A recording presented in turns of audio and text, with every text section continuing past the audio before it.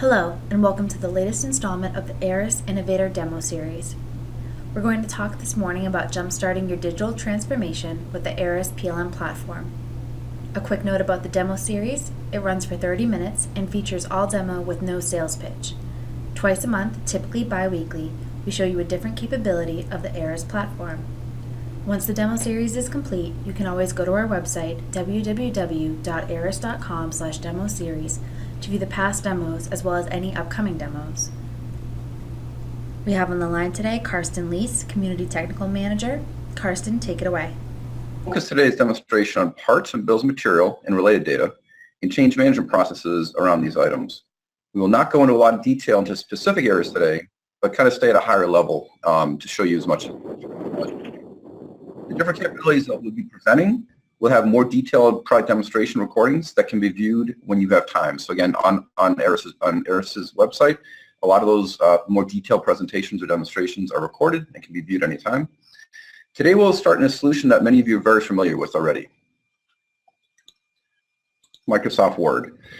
It will be used as you always have, except we'll utilize an Office connector with Innovator, where they're now able to start relating what was previously just a Word document in the file system directly to the development process, associating this document with a related part or bill of material in a more organized, structured manner. So again, we're working with Microsoft Word, and we have an integration built directly into Word. So again, be able to leverage information from ARIS Innovator and be able to create things like new documents. These new documents can be categorized, so we can define what type of document we're working with. We can also capture and start utilizing standardized templates. We may have standard templates for things like product specifications, for test plans, for other types of standardized format documents we want to create. We can select a template, and then we can also relate it directly to an existing item or part, in this case, within ARIS Innovator. So we'll select that we want to link it. We'll search for the part that we want to link it to. So in this case, we're going to link it to this extruder. Specify a name. And we'll say extruder product specification. And then create that document. What happens now in Word is that we utilize that template that is managed within ARIS Innovator and utilize that to create a new document inside of Word. So again, helping us standardize that format, that process, to be able to create consistent documents based on the template we've specified. So in this case, we can see product specification template was used to develop, in this case, an 8-page Word document that contains the standardized format that we use within our organization. Okay. We're also able to see now in the headers an initial example of capturing things like the document numbering system. So again, we have a standardized document numbering system. So when we save this to ARIS Innovator, not only are we capturing the number, but also capturing things like the revision and the author. So again, we can see here that we're starting to capture that information from the PLM system as part of this overall document creation process. Okay, so again, we can see the header is integrated with that document number, as well as the revision and the author. So again, be able to start tying that more closely into the PLM and development process. Okay, so in this case, again, we can work with it just like we always do. In this case, we're going to save and close it. When we do a save and close, there's a process that happens in the background that takes and captures this document, uploads it into ARIS Innovator, and also creates a lightweight viewable file, a PDF file that we can view through Adobe as well, so the Adobe Viewer, and be able to now integrate that and have it integrated with the overall PLM process. We'll take a look at that in a few minutes inside of ARIS Innovator related to that part that we selected. All right, so now we get into ARIS Innovator, and in this case we started in what we call the in basket.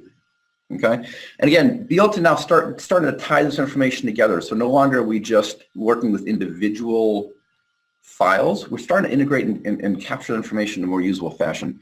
A lot of times an important item is, how do we find information? How do we access information? We may want to look for something, let's say that's a MakerBot. So we know we're working with a 3D printer.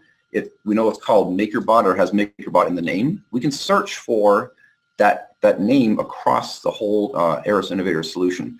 In this case, what we can see everywhere that name is used within the system. We can see it's related to things like documents. It's contained within files. So not only is it looking within data that's contained as properties within Innovator, but also looking across the different files. So we can see it's looking at Word documents, it's looking PowerPoint documents, again, filing information, looking within parts, within problem reports, within programs. So again, by selecting any one of these, it helps to narrow that down to get to that particular item in which that name was used. Again, it's all linked together. So we select on that particular part, it'll open up that part for us and be able to, now we can investigate further, interrogate further, and start working with this particular part. So again, the in-basket that we looked at previously is a collection of tasks or assignments for my user. So Mike Miller, it's my user that has assignments for these particular activities. So in this case, like things like workflow tasks. So we have a task for deviation, for rework orders, for purge notes. So again, anywhere that I'm involved in a particular process, it's going to give me notifications here as well as a configured notification for my in-basket, my email. Okay. So not only do we have workflow tasks, but we also have project tasks. In this case, we can see here it's a full project management solution as part of the Innovator overall solution. If we select on the link for the project, what we'll see is we'll get directly into that project plan. We can see high-level information about that project, so things like the number, who the project manager is, even the status of where we are. So in this case, we can see we're in phase 2 of this overall project, and we're about 38% done. We can see things like target dates, start and finish dates. We can also see that it's based on a template. So again, be able to now templatize our overall process with the phases and activities, and be able to get back to that standardized process very quickly and be able to create new projects from that project template. We're also able to now manage and get better visibility into all the projects as well. So in this case, having like a dashboard view or portfolio view of our projects, we can see all the active projects we have, the status of each one, where we are in the overall completion process as well. So again, getting more portfolio view of those projects in one single view and be able to get a lot of good information from this as well. Okay, let's go back to the project. Being able to define also, we looked at the top overall information about the project. We can expand this and see the phases and activities that are part of this particular project. Again, we can see items in red. These items are not late. What they're showing us, again, through the support of the PMI principles, we do the scheduling forward and backward, and these red items are located on the critical path for this particular project. Okay, Innovator is not just only managing the project scheduling and timelines, but also more of an execution type program. So again, be able to capture and manage the deliverables that are related to those particular activities directly in this project plan as well. So again, this attachment column shows us the deliverables for the specific activities that we have associated those with. So things like documents, part information, technical documentation as well. So again, now relating those directly to that project plan as a deliverable. One of the views that's also very important is be able to look at a Gantt chart view. So again, in line with the project plan, be able to look at the Gantt chart view. For a larger project, we can look at larger windows, in this case a month, quarter, a year. If it's a smaller duration project, we may look at on a day-by-day basis. So again, we can kind of narrow down and zoom in very quickly into that area. We can also see how far we've progressed. Again, by marking off on the activities themselves, we can see kind of where we are directly on the project plan directly. Let's take a look at one of these deliverables. So again, by selecting on the deliverable in this attachment column, what we're able to do now is get directly to that, in this case, a part. So this should look very similar to what we looked at previously. From that search, it's that same MakerBot with a cover. Okay, this now starts containing information about this part. So again, we're looking at the bill of materials, looking at the top level bill of material parts, and again, this bill of material captures not only just mechanical parts, but also, as a lot of products now contain a lot of electrical components as well as software. So again, starting to capture and integrate that information within that bill of material, and we'll take a look at some of that as well. So we can see also things like life cycle. So again, there's a lot, as we build up that digital transformation and we start incorporating more of that, we have additional capabilities that we want to incorporate. So things like life cycles. What are the different life cycles for this particular part? So in this case, we're in a preliminary mode where we want to start make changes. We want to do development work on this particular part. if we release this part, we go into a review state. It's changing access, changing permissions, so that when it's in review, we can't make changes. So again, starting to help in that digital transformation, be able to now control that information better, and be able to manage it much more effectively.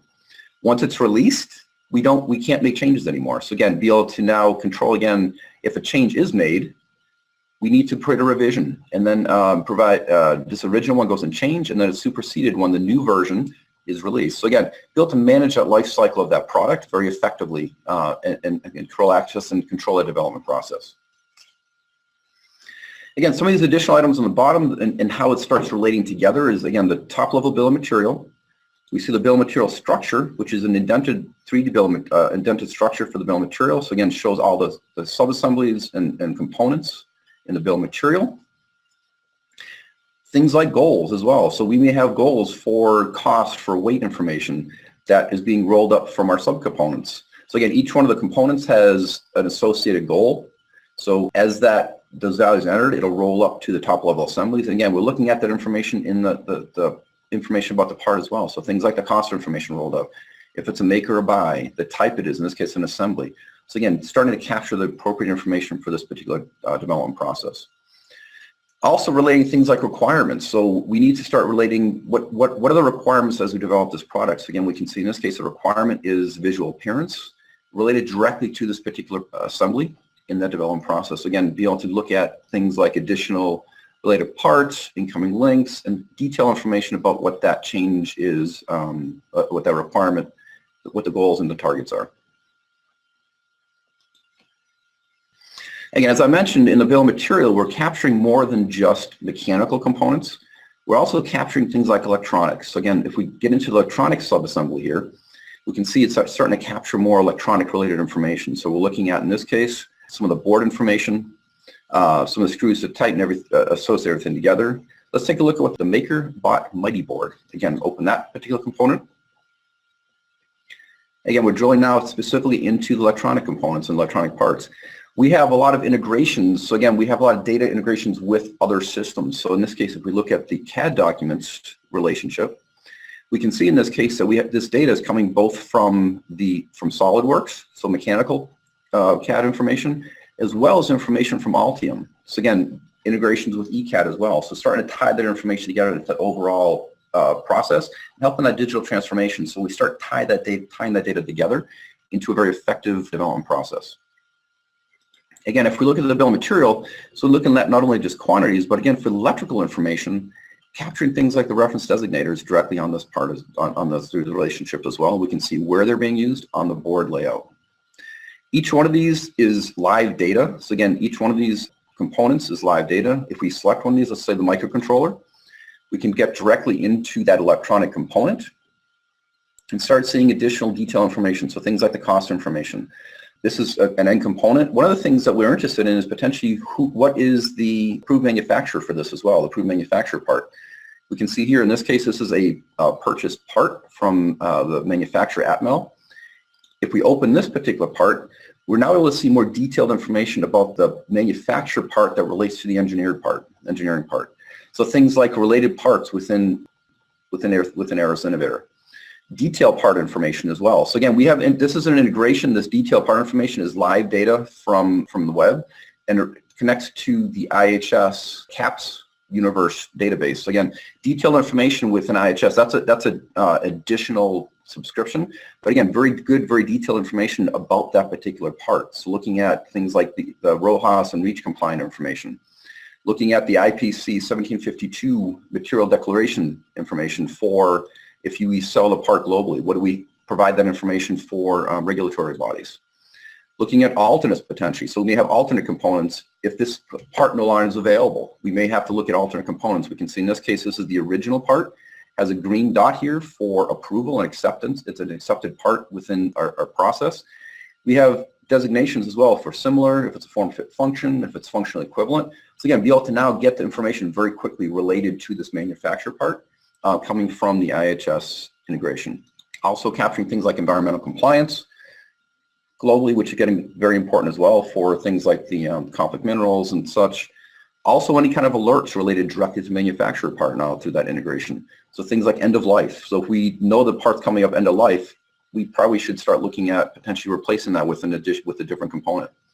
Any kind of product change notices for that component as well. So again, in one central view to be able to see that in a relationship to the overall development process. Again, helping to build out that digital transformation and kind of building the connections of the threads throughout the organization. Also, additional things like the data sheets. We might be interested in looking at the latest data sheets for this particular product. Again, linking directly to that. Like I mentioned, IHS helps to maintain and manage that data from the suppliers, and now be able to directly connect to that latest critical information we need for product development and things like the data sheets. Also then this directly connects to the manufacturer. Be able to see other parts potentially the manufacturer provides for us as well. So again, starting to tie all that information together in a more structured, more streamlined process. Let me just close some of these items here.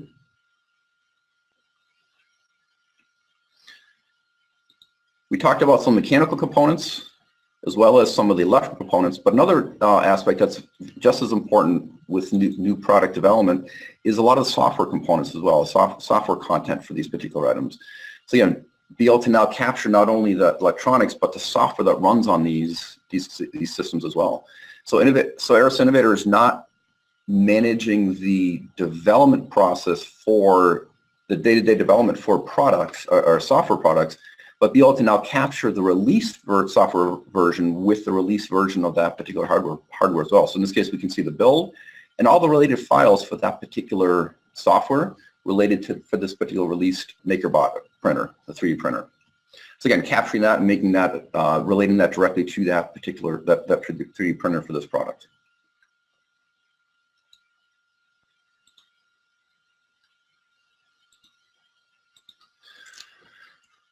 Let's dive in real quick into more mechanical parts, in this case the extruder. Again, now we're looking at a subcomponent for that assembly. There's a lot of additional, for that digital transformation, be able to now capture a lot of additional data, a lot of additional content here. So things like a visual collaboration, in having in context communication or discussions about a particular product design. So again, not only just through email, through other non-related communications, but having a discussion thread related directly to this product and relating it and having permission. So if I'm not involved in this, or if I don't have permission to see these discussions of the product, I don't see that information. So again, very effectively be able to manage that and control access to that data. Be able to look at things like my light representation. So without having to have a full CAD system, be able to look at a 3D representation of this particular model to be able to do things like explosions, be able to rotate, be able to view, and also potentially be able to do redline markups. So again, if we take a look at this, this is a 3D PDF version or representation of that CAD model. Be able to view in here just like you would any other type system. We can go in here. We might want to do a markup, redline markup here. Be able to go in, define that we want to do a red line, and we'll just say here, and let's say review fins for cooling. So they might not provide enough cooling area potentially. We'll say add comment. So this now automatically will add this redline markup to our discussion and make it part of the design history for this particular product. So again, we can always go back and understand, who asked what questions, and what was the content, what we're trying to do here for this particular process. Okay. When we worked with Word previously, at the very beginning, we created a document and related it to this extruder. What we'll notice now is that when we select on documents, we'll see that that document that we created is directly related here again. So it's starting to tie that information directly into this overall development process. So again, this extruder product specification was a document we created at the very beginning of the demonstration. Again, tied directly to this extruder representation, this extruder model. Another important aspect as well, when we start tying this information together for the digital transformation and starting to tie things like the digital threads, you'll understand where this particular item is used, be able to do the where used and understand what assemblies we may be related to, what deviations are based on this particular, or related to this particular part as well. So again, be able to now see a full view of where this particular, what's affected by this particular part. Again, we can look at there's an ECO related to this. We can see corrective actions that are associated with this as well. And again, get a better view, so if we make a change, what's the impact for that change? Okay, as we notice on the part itself now, that this is now has a change pending. So again, there's changes that are related to this particular extruder assembly. We can see that visually under as a changes pending check mark. Okay, we're also able to very quickly do a red line markup on the bill of material that shows us visually that with red lines directly on the bill of material, what's proposing to be changed from version A to version B. So again, we're looking to replace 2 different fans, as well as remove, in this case, the 2 thermocouples. So again, get that red line, get the visual cueing directly on the bill of material because we know it's all related together, and get that feedback very quickly. We can also see here then under changes, all the different changes that have been related or that this part has been involved in. So again, the initial release for that particular extruder, we can see there's a problem report that shows that the extruder has overheating. And we have an ECO to do a change out of the fan to potentially get more heat flow for a high performance fan to get more airflow over those cooling fins. We can see here, this ECO contains a proposed change that is currently in work, as well as what's being impacted by that change. So this impact matrix shows us the change or the items that are affected by that change and what we're proposing to do. So we're proposing to remove some items, just like we saw in the redlining. It shows us, again, what we propose to do for that particular change. Okay. These changes are standard change processes that are from the CM2 for Change Management Institute. So in this case, we're working with an ECO change process, not as rigorous, let's say, for a more simple change. We also, out of the box, support things like the PR, the ECR, and the ECN, a more rigorous change. Again, supporting those industry best practices directly natively within Innovator. They can always be configured and adjusted, but again, we support those directly within Innovator as the industry best practices. This is an example of a workflow for completing a change or submitting for an ECO, for a change or for releasing a product initially. We can see we submit, we do a planning. We're currently in the draft changes. From draft changes, once the work is completed, we can now approve that and close that change. We're also able to very quickly see things like what's the sign-off, what's currently been done already for this particular workflow process. We can see in this case it's been submitted, who did it, when they did it, any kind of comments they left as well. So again, starting to tie all that information into that overall that process and be able to manage and always get back to why decisions were made.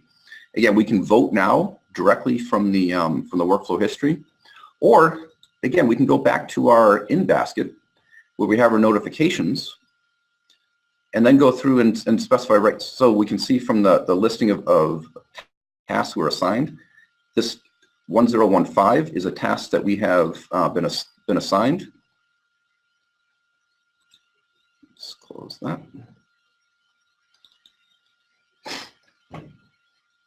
And we can look at the work that we've done, specify that we've completed specific tasks here. We can vote how we want this, if we want to close this, if we want to delegate, if we want to submit for review. So in this case, we'll close it. We'll define a password, again, validation password, and then complete that ECO and release that change for that particular for the product. This now will change things like permissions and the access once this particular part is approved and the ECO is released. We will see the things like the status of the life cycle state for the part and the ECO change into a release state. So again, we can see the ECO is released. We can also see that this the extruder now is in a release state, and it's a release version B. So again, we've gone through looking at the part, releasing it, and actually reflecting the fact that the changes have been made, and it's now in a state where where additional changes can't be made unless we create a new revision. So again, helping to kind of build out and capture that and help to drive that digital transformation from just parts in a folder or data within a folder into fully managed information that helps to track traceability and helps to relate information together. Okay, like I mentioned earlier in the presentation, there's a lot of additional data that's actually captured or that's available on the ARIS website to help with that digital transformation that you can explore further and kind of show you more detailed information about individual aspects of the presentation, the demonstration we did today, to kind of get more detail on things like parts, additional information on some of the change management processes. So again, a lot of good information available on the ARIS website. Thank you, Karsten. Make sure to enter in any questions you might have into the Q&A panel after seeing that demonstration. We have a few submitted questions, so let's get into those now. Karsten, could you further explain the notification system for Aeris Innovator? Absolutely. So like we showed in the in-basket, there's notifications for all the assignments that you're responsible for. These are configurable as part of that workflow that we looked at, that ECO workflow. So not only do you have notifications that are directly with an innovator for your assignment, but also can be configured email notifications that get sent to your email basket. So you fully configurable for which notifications get sent to email. Also, another important thing is that for escalations, if tasks aren't being done, there's also escalation notifications that can be sent to the appropriate individual to ensure that the work is done within the time frame that's specified.